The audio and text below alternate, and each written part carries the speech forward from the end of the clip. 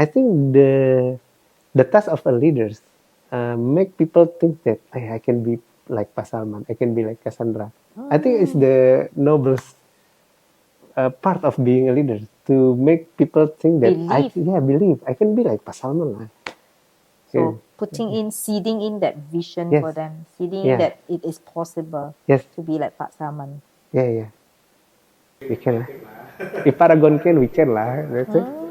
You speak like Singaporean. All Yeah, your yeah. lie is coming out. Maybe now let's bring the topic back to Paragon a little bit. Yep.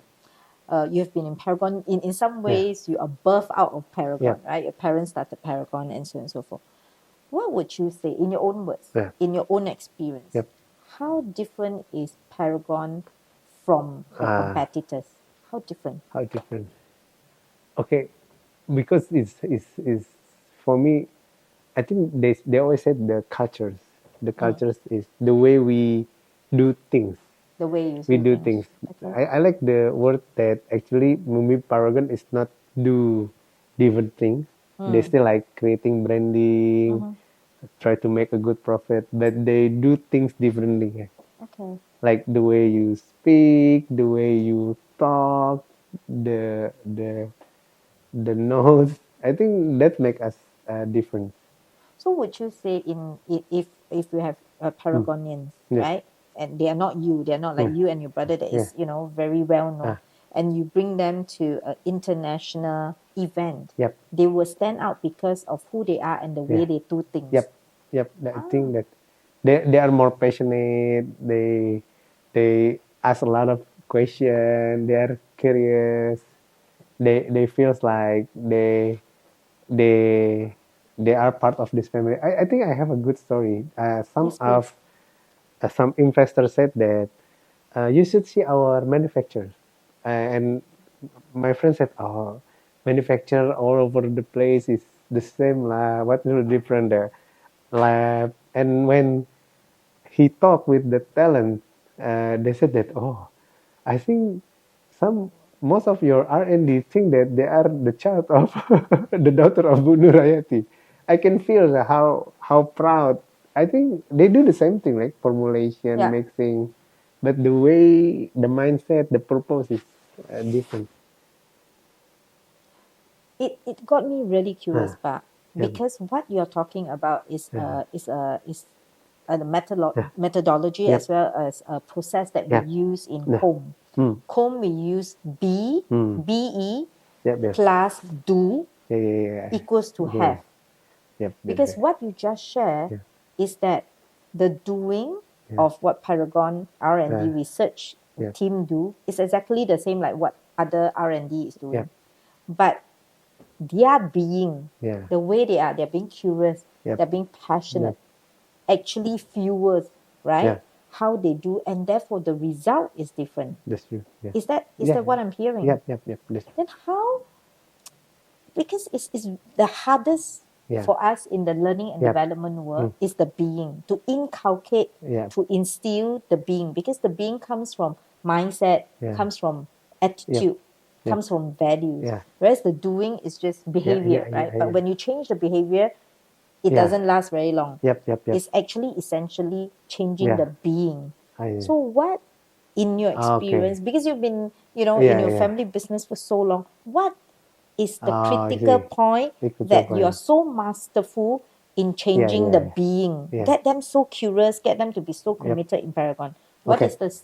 Okay, now everybody please watch. And please listen, please take notes. This is the secret formula of Paragon review, okay? Everybody, you all can send ang pao to me at later when you get the Paragon secret formula. I think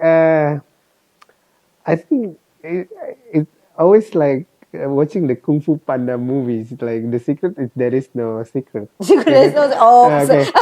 So I think that's what I found when I study entrepreneurship, innovation. We go to Babson. They said that that's the best university for entrepreneurship, and then MIT, Harvard, and then they said it should be because you cannot build the company alone, like so it takes leadership. But the question is, what kind of leadership? Yes. Is it the Nazi one, or is it the more philosophical one? Like some people say it's prophetic leadership. And then we already know that the prophetic leadership can move like thousands, millions of people, billions, right? Billions. So, but still, people doesn't see the proof. Okay. Actually, like they see that, oh, there's a history, and he's a prophet. I'm just a human. How can? So he forgot all the what do you call it? The mission and vision of being a human. And then I think what the secret actually we do and consider is to have as many meaningful interaction and build and it build trust. Not I think this actually what we did. If we read all the entrepreneur book, they said that the meaningful interaction is the key. So what you're saying is that Pa and Ibu and you and your brother actually spend a lot of time connecting That's true. with the talents as well as your employees. So you spend more time connecting through interaction with them. And the quality of the interaction. The quality of the interaction. So would you say another thing is role modeling? That's true. When you interact with them, you stand out as the role model. Your family stand out as the role model. And they watch all of you. Yeah. And like all the theory, like being vulnerable and not have so many distortion. Because you are how you spend your energy and time. If I say that you have to be humble, but after I do my work secretly, I go to some crazy party, and then some people can feel the energy. Actually, Pak Salman is not doing what he said. Somehow he can feel it. Yeah. Yep. So what you mean is walk the talk. Be all of who you are. Walk the talk. Be authentic. Be authentic. Yes. Okay. So like this podcast, right? yes. No preparation. No preparation. Just go. This is the experiment. Yes. So what I hear from you, Pa, is very interesting that the amount of time that your family to groom the talent, to groom your employees, is spending a lot of meaningful, purposeful communication time. And in that communication, you actually create what you call trust. Okay. Plus role modeling. So they can see you in person, live and flesh, not like very far away.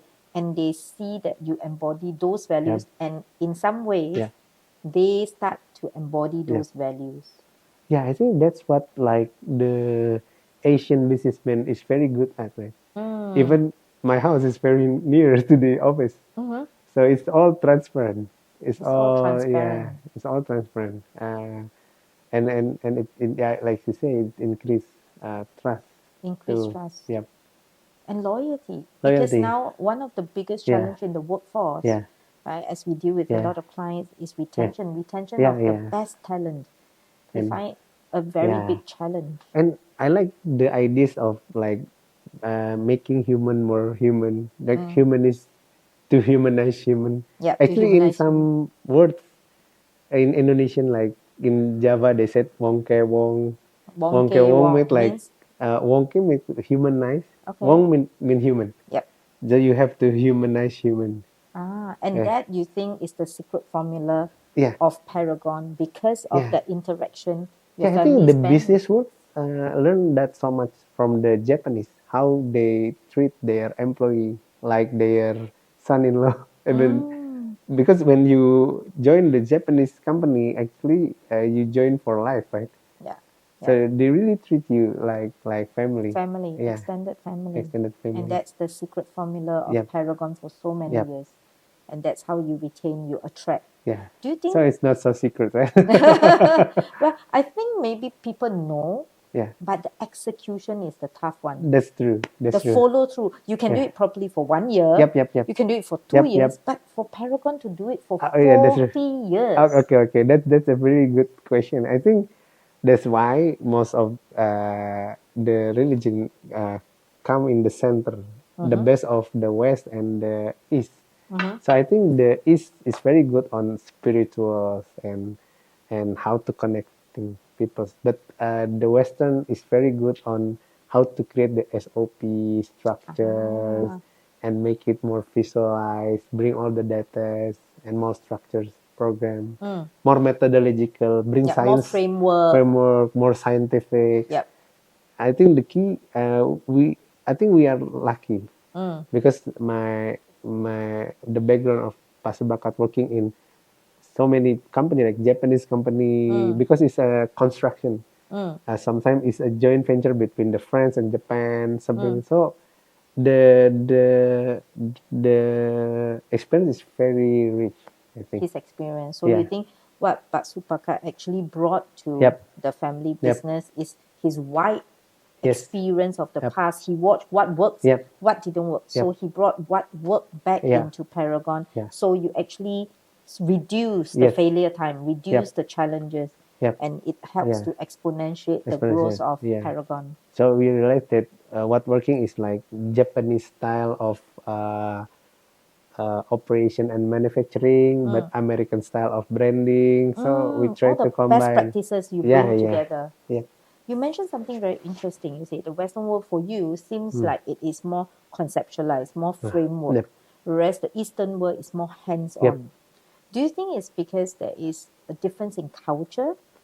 I think that's why. I think in Islam that's why Allah said we create every human different so they can do something good together. I think complement one another. I think this intentionally. So you need each other's. So that balance, right? So you learn the best practices and put it into Paragon. Yeah. And of course it needs like 1,000 years to realize that we need each other more than and then come the Trump tariff. No, you're not going to talk about politics. We're not talking about politics. Not only the Trump, the tariff, not the Trump. Yes, but both are key. Okay, no, we're not going to talk about that. Good. I have a better understanding of Paragon and your involvement. What would you say since you joined? What are some of the biggest, maybe the top 3 challenges that you face? Oh, I see. Be it in the company or in your journey of becoming who you are right now. I think from my learning, the people always think that it's hard to convince others, right? But I think the hardest one to convince is ourselves. I think. You feel so? Yeah, I feel so. Like today with not so good economy, sometimes we feel down, and then my friend said that actually have faith, and actually it's not as easy as we think. Yes. Yeah, I think like the consistency, the istiqomah part is the. So for you, being consistent is one of the biggest challenges. For everyone, like the key is to be, we call it grit, istiqomah, persistence, and there is no other way to be grit. And the only way is to be grittier every day. I think it's the same. I think maybe I need to explain. Grit. Pa means is grit. G-R-I-T, not G-R-E-E-D. Because it sounds like grit to me. So I must. It's G-R-I-T. Basically, grit. we try to combine with this English spelling and it's like pronunciation. English lesson. So G-R-I-T. Grit and persistent, you feel is one of your biggest challenge. I and think, it's common for others. We keep denying that the real problem is ourselves. Actually, we keep like, oh, this is not so good economy. Indonesia is not don't have a good talent. But if we see, actually, there's so many things to do, good things. Yeah, after hardship come ease. That's very true. Very true. So what I'm hearing from you is quite a reflective. You are someone who's quite reflective. So instead of looking outside, which is the uncontrollable, something we cannot control, the economy, you choose to look within and say that if you can improve your grit, G-R-I-T, plus your consistency, then everything else can be overcome. Is that what you're saying? Yeah. And I think the other hardest thing is to like to make sure all that you do is good for others. I mean, like, this is business, right? If you don't relevant to others, then you're out of the business, or you lose the competition. But sometimes it's hard to always check, do we do the best to our team, do we do our best to our customers? I see. Because it's easy after you get success, you becoming too confident, you think that you are better than the competitor. People will praise you like, wow, you do amazing job. I think to stay humble, it's also one of your challenges. I think yes. Everyone so to stay humble, keep open-minded, and to have good intention good in intention. everything you do, including the people that you work with, Yep. including the people you influence. Staying, but that is very, very. I would say that's not very common for people to think, because you want success, you're already at another level, right? So in some ways, having confidence that breed arrogance is quite normal. But for you, you tend to check in, and you realize that is a challenge for you. It's triggering some question, because if you see the challenge that Indonesian company have, like I say that we don't have strong ecosystem that can lower our cost of manufacturing. Okay. In China, they put all the supply chain together, and then we don't have good education to. So if you see, it's easy for us because we know that we're facing so many challenges. So and we have to look deep inside, like the ikigai of Paragon, like why people trust us with their son to go to Paragon, with people believe to have a good career in Paragon. You start to listening, right? And then I think this is the way. What I'm hearing from you is that because you know that people entrust you, so you take that entrustment as something that is very precious. Amanah, very precious. And therefore, it constantly reminds you that your good intention and what you want to create is good. That lowers down your arrogance and remind you to stay grounded. Is that what you do? Yeah, I think the problem with today's world is anxiety.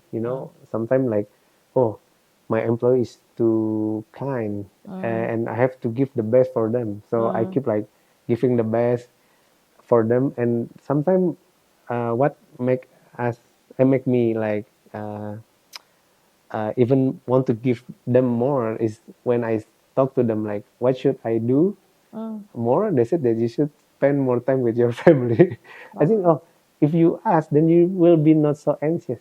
So there is actually answers outside of you. Yeah, and sometimes I think, well, I don't do the best. I don't create the best slide for the presentation. Actually, if you just ask, being humble, what do they need?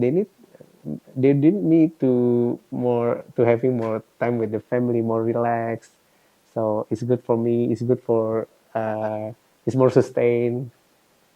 So asking feedback, you are actually humble as the founder of such a successful family-owned business. You are actually so humble to actually ask your team members, to ask your employees that, what they are looking within you that you need to do so that you are a better even boss. That sometimes like, hey, you just go to some good coaching school. Please coach me. I want to know that it give them confidence sometimes. But I do it consciously. You do it consciously. Yeah, that's why I'm thinking about, am I humble or not? Because humble people don't think that they are humble, right?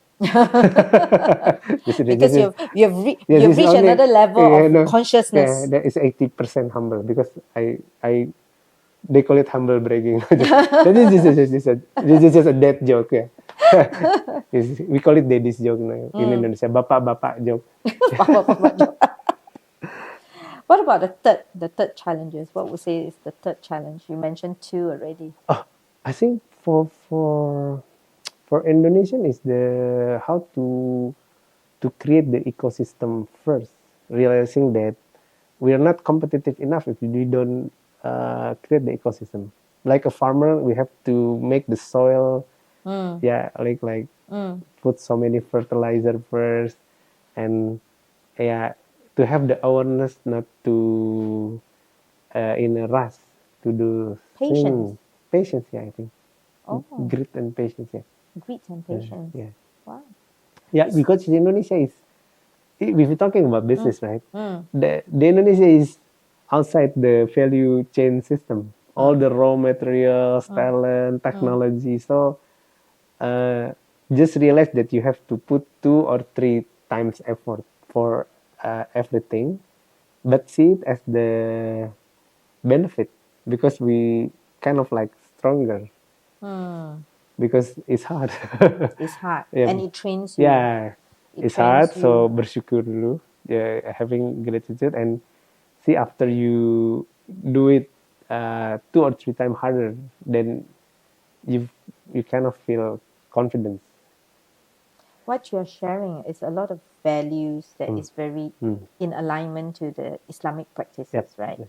Gratitude, Yep. right? Grit, Yeah. patience, sabar. Right? Sabar. All these are in accordance. Yep. Is that very much inculcated in Paragon? Because you would have Oh, other non-Muslims in Yes, Paragon. I think there is some universal values about it. So the practice is different, but the value is the same. The intention is also the same, and we kind of like make it explicit. Like we don't try to put ketuhanan on our first values. And I think it's kind of give us the characters that we need. So we're very clear upfront about who we are. So it's kind of make people. I think it's easier to follow. Okay. Yeah. So because you are clear, so you know who you want to attract. Yep. And if you can accept, join us. Yes. If you cannot No accept, push. Yeah. Okay. Okay. And we will be very honest, frank about all these things. And I remember checking out Paragon's website. The values is on the first page, right? Yep. All your core values are already stated there. So when you attract, when you recruit, are those part of the criteria for Paragonians to join? Yeah, I think because we make it clear is if we talk the Paragonian, why do you join the company? They said this most of them because of the values. They want to join because of the values. Even they're comfortable. If you lose your value, we will leave your company. They just joking. Yeah. Oh, okay. But they joking seriously. Values-based company. Values recruitment. Yes. Of course. Oh, I know. The sometimes we have to be aware with the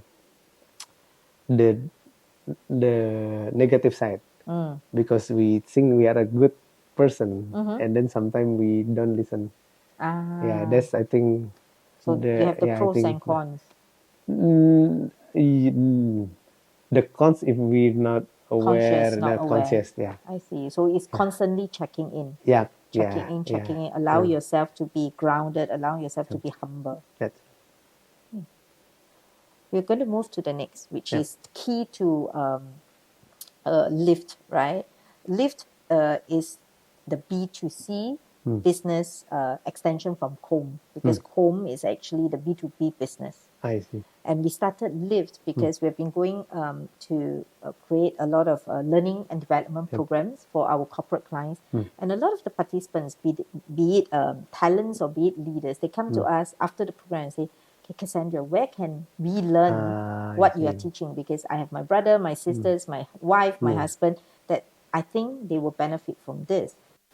There is no hopelessness. Hopelessness. Okay. Yeah.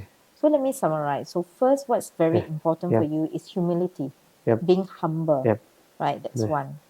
And then you also brought about lifelong learning, the attitude towards learning, always open to learning because the world is changing at such a very fast pace. Third and last, you mentioned is faith and belief. It's optimism. Believing that something good will come out of this. Yep. Do you think all of this, all of your what you shared mindset and attitude comes from because you are such a practicing Muslim? I think so. I think like Yeah, because it's well practiced in my family, I think. So it's family plus religion that gives you all this as a combustion of what you embody all the time. That's true. Wow. Like what written and see and the movies. Even the movie directors said that the way Ibu Nurhayati interact with her mothers actually is more interesting than the company journey. So okay, I got it, because all the wisdom they have, like always have a good intention, always what you call like, I don't know ya, in English like berprasangka baik. I mean like you have faith that people actually good. You have to so you have that optimism and believe that people are actually good rather than bad. So because if you believe people are good, you are also good. So there's goodness multiplied. And you do something, right? If you don't believe that he doesn't have a good intention, then even that you don't want to meet, even that you don't want to collaborate. I've been reading a book and it talks about actually Islam is very deep rooted in what we call abundance mindset and growth mindset. That's true. Because in two people's dealing, I will always give you something good and you will always give me something good. And that becomes not an addition but a multiplying. That's it. Yeah, I think because of the world situation or the politics, I think we need more of goodness. That. More of the kindness, more of the goodness. And Paragon has been exemplifying that for 40 years now. I think very good. I just know that because maybe I'm not too focusing on the details. I grew up in more modern ways of teaching Islam, so it's practical. But I just know that if you have Salah together, Salah together as in congregational prayers. Congregation like we call it berjamaah, right? If one people kushu and have a good Salah, and then everyone will have the benefit of the good intention prayers. Kushu I mean like very devoted. So I think it's the same with the company, right? If everyone share the ideas and believe, then one good idea, so suddenly everyone have a good idea, so they lift up everybody. This is such a precious lesson. I don't know, guys, whether you're taking notes, but I'm taking notes in my mind, like what I can apply in my company starting now. It's such a invigorating for me to learn. Maybe some of the viewers, you can write down on either whatever social media we post this on YouTube. What are some of the questions that you want to find out from Pak Salman? Because if you have good questions, then I will ask Pak Salman for the next interview or the next podcast. If you put it on YouTube, maybe I will have the question answer. Okay. Question answer will be fun, right? We have live session. Nurhayati Subakat Entrepreneur Institute will answer the question. I think it's a very good idea. Because I think then you will be able to attract people who don't know much about Paragon to want to find out from, as a family business, from entrepreneur, from management, from leadership. And suddenly make people who have not so good English speaking English again. Yes, this is the attitude. I was telling about Pa. I say your attitude of not seeking perfection but willing to put it into practice. Okay. If I may share, I'm really passionate about sharing this. So the CEO of Xiaomi, very young, brilliant people, they said that in the Silicon Valley, actually, I don't learn from Steve Jobs from the speech. I admire the speech, but actually the moment of truth when seeing Steve Jobs going to supermarket, just be human, and then suddenly he thinks like, oh, he's also human, right? So I can be like Steve Jobs someday, or I can catch up. So I think the task of a leader make people think that I can be like Pak Salman, I can be like Cassandra. I think it's the noblest part of being a leader, to make people think that believe I can be like Pak Salman. So seeding in that vision for them, seeding in that it is possible to be like Pak Salman. We can lah. If Paragon can, we can lah. That's it. You speak like Singaporean. All your lie is coming out. Okay, last but not least, I really want to ask this. What is a future that Paragon holds?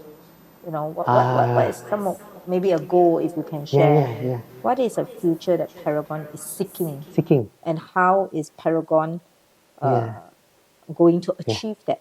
Yeah, I think of course, we have to educate ourselves that actually, like, God already prepared something good for the human, right? Just what we do is to take the best part of it. Okay. This the only thing that we can do. If we don't believe about it, then we can how come we beat all the now it's greed, right? The greed with the GREED. they said that. But I'm sorry with our investor friends, but all the manipulation and everything bad happen in the stock market, right? Yeah. So you don't have. So they said that. Yeah, but I'm sorry, really sorry. I think so many good people in investment. They said that maybe if you make a call from the hell to the not so good businessman, is a local tariff. So it's not international, because they create hell, like in the human, like they exploiting something. But if you don't believe that actually something greater is protecting us, I think it's hard. Why do I have to do everything? People will like say, "Wow, you're just dreaming. You are too utopist." I think I try to send have this that message. faith. Yes, because now the modern world try to separate the spiritual part with the practical world, the real world. Actually, I'm not really spiritual in that sense, right? But I think the world needs it. So holding on, that believing that something good has been bestowed to us, and it is enough for the future, is what you think Paragon is seeking for the do future. your best, and the greater good will help. The universe, you can call it energy, you can call it God. Of course, it's different. I think we have to respect, but something greater than us, that's supporting us. I see. And how is that related to maybe a short-term goal that Paragon is seeking? I see.